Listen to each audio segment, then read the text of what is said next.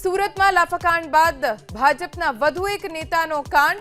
Ward number 24ના પ્રમુખે જન્મદિવસની ઉજવણીના નામે કર્યો તમાશો। પ્રકાશ ખેરનારની તમાશાનો વિડિયો સોશિયલ મીડિયામાં વાયરલ। બનાસ ડેરીમાં શંકર ચૌધરીનો દબદબો યથાવત। દાંતા બેઠક પરથી બળવાખોર દિલીપસિંહ બારડનો પરાજય। 85માંથી 55 મત મેળવી અમૃત પરમાર થયા વિજેતા।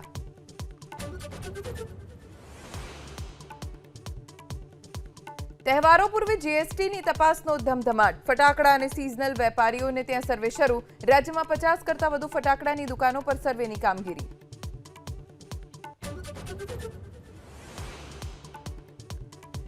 મુંબઈમાં ઈડીની મોટી કાર્યવાહી। રિલાયન્સ પાવર લિમિટેડના સીએફઓ અશોક પાલની ધરપકડ। બોગસ બેંક ગેરંટી કેસમાં દિલ્હીમાં લાંબી પૂછપરછ બાદ ધરપકડ।